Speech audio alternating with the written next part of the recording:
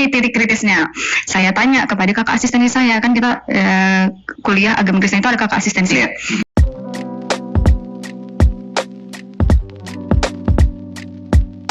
Assalamualaikum, selamat datang kembali di channel ini. Kali ini saya akan membahas kembali soal mualaf nih guys ya. Jadi hari ini ada mualaf lagi yang mana dia seperti biasa bersaksi tentang kemualafannya, yang mana dia mualaf karena ada satu hal penting, yaitu katanya kenapa Kristen itu kok mabuk di gereja, kenapa orang Kristen itu kok makan babi, ya seputaran-seputaran itulah guys. Oke, kita langsung aja bahas atau nonton videonya. Ini titik kritisnya. Saya tanya kepada kakak asisten saya, kan kita kuliah agama Kristen itu ada kakak asistensi. Nah, saya tanya nih, Kak, kita kan di chapter ini kan dibilang kalau kita itu tidak boleh makan makanan yang haram dan minum minuman yang memabukkan. Tapi why kita makan babi gitu?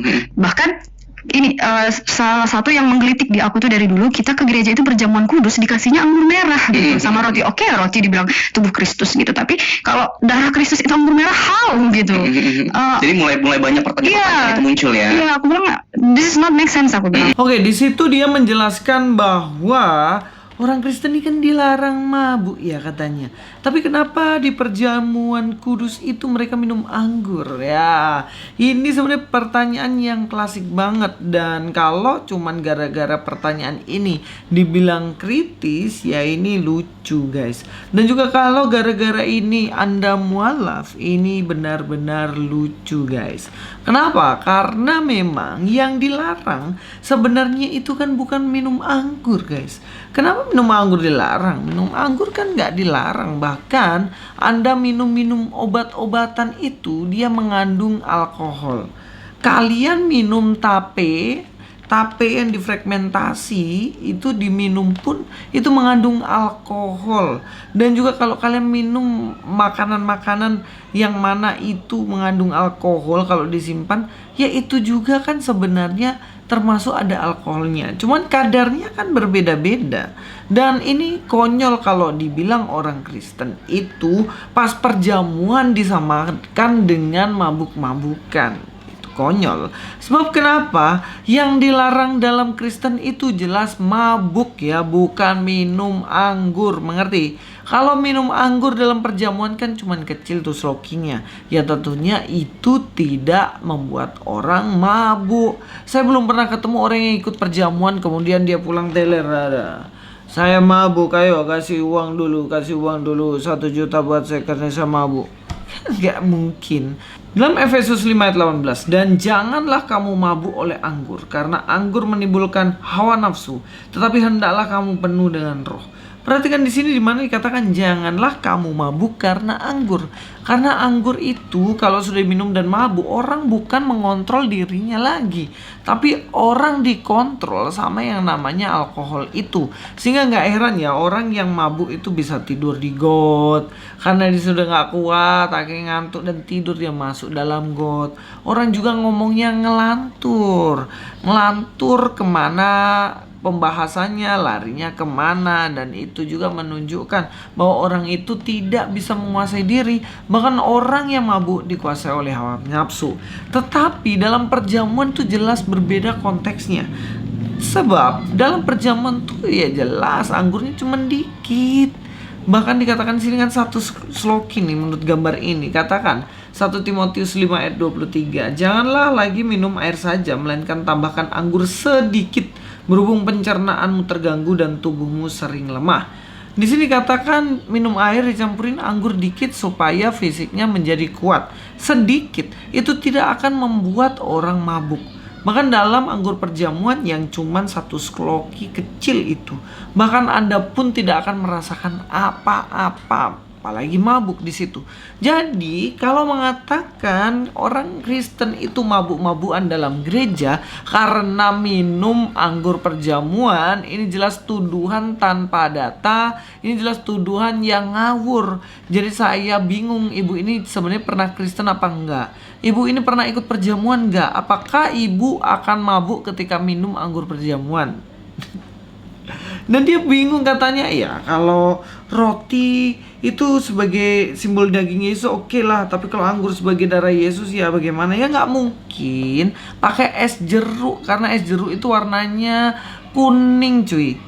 Nanti dibilang wah darahnya kok warna kuning, ya nggak? Kenapa kok anggur? Anggur kan merah.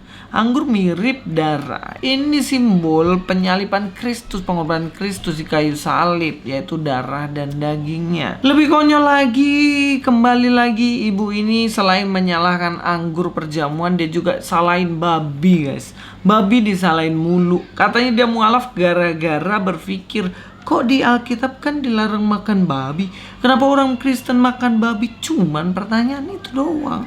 Sekarang gini deh bu, kita akan lihat dalam Alkitab secara menyeluruh. Mungkin ibu waktu Kristen dulu nggak pernah baca Alkitab, sekarang saya akan bacakan buat ibu, dengar baik-baik. Ulangan 14 ayat 7-21 dikatakan di situ, tetapi inilah yang tidak boleh kamu makan dari antara yang memamah bia, atau dari antara orang yang berbelah dan bersela kukunya, unta, kelinci hutan, dan marmut.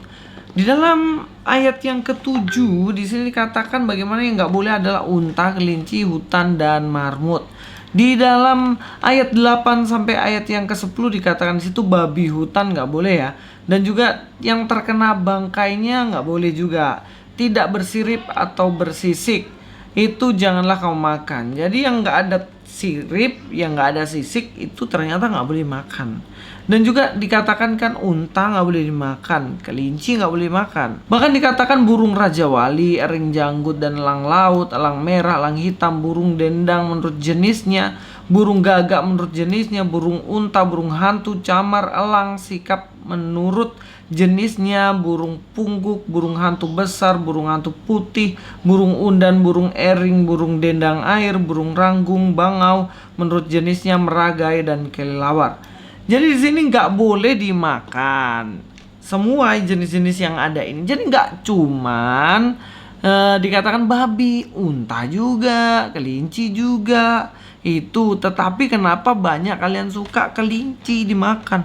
Jadi ibu ini kalau memakai alasan katanya Kristen dilarang makan babi, tapi kok makan babi kemudian masuk ke Islam, ini justru konyol bu. Karena di Islam pun ternyata makan unta walaupun nggak makan babi. Dia makan kelelawar, burung hantu, dan lain-lain sekalipun nggak makan babi. Jadi nggak usah jadikan alasan dan menyalah-nyalahkan babi gara-gara ibu mau mualaf. Bahkan di ayat yang ke-19 ya, mengeriap yang bersayap bangkai apapun kau masak anak kambing dalam air susu induknya, itu nggak boleh juga. Jadi gini lah bu, belajar dulu tentang Kristen. Kalau Kristen memang terbukti salah ya silahkan semonggo mau pindah agama. Saya juga nggak larang sih pindah agama, itu kan urusan masing-masing dan tiap-tiap. Tapi persoalannya kalau Anda berpikiran sok kritis, saya merasa kritis dan pintar sehingga semuanya ini nggak masuk logika dan lain-lain, ya itu terlalu percaya diri bu. Terlalu percaya diri karena ibu nggak baca Alkitab menyeluruh, makanya ndak berpikir bahwa yang benar tuh agama Anda yang sekarang dan yang Kristen itu salah. Oke, terima kasih, itu saja dari saya Luis Prasetyo di sini. God be with you all.